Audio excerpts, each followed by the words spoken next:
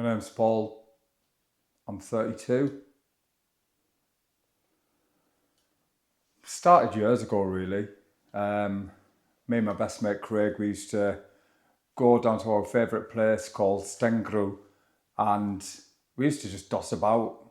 There's waterfalls there and ponds and stuff. And down by the river there was this bridge, and we used to play this game called Stretch, which sounds stupid, but basically that's what it was, with Stretch.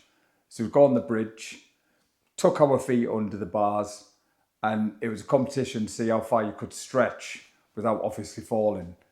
We used to do it, God, we were 10, 12, 14, 16, all the way through.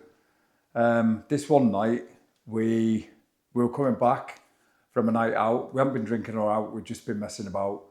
And we saw this bridge and we were like, that, stretch! You know how it is. So we took it in turns, and one holds the feet of the other while the other one stretches. And then when they've got the full stretch, you just measure it with your hands. Don't have tape measures or anything. And you just measure how far the person got, how far and who won.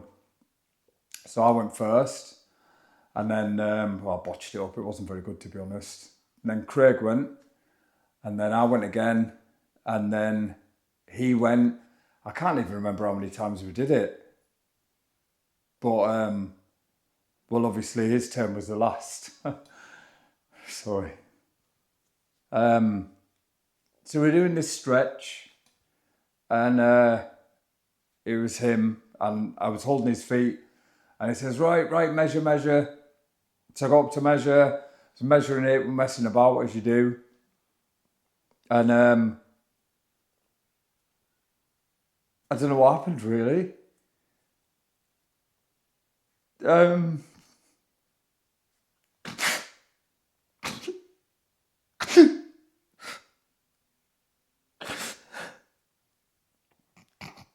It just disappeared. I looked down and I thought he was messing about, to be honest. But when I looked down, he was just there.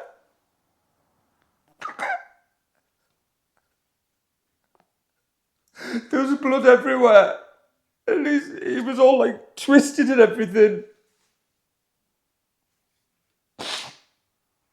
It was awful. It was horrible. I went down to get him, but I knew there was nothing I could do because I could tell by his face and the way his body was.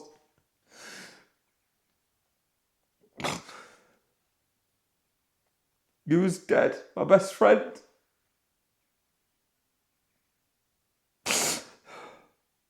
He was just lying there. I phoned an ambulance and the police came, and it was just all a mess in my head. But the thing is, he was dead. My best friend was dead. We were just messing about, and then he's just there, dead.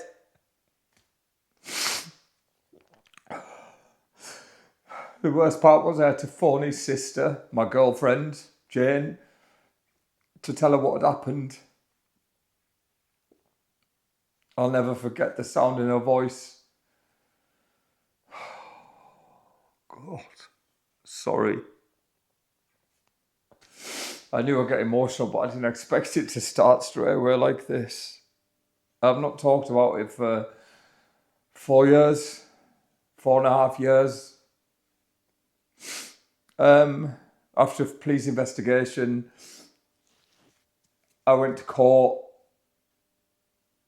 and I got convicted of manslaughter, accidental manslaughter, and I went to prison for 4 years. 4 years on my own, no one to talk to. I spoke to Jane on the phone, but the guilt was killing me. How could I even chat to her normally about anything? It just messed with my head.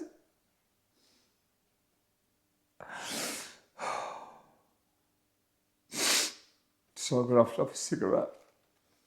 I was going to try not smoke, but it's meant to be a happy story. It's a joke, isn't it? So I went to prison for 4 years for accidental manslaughter. And that was 4 years and 3 months ago.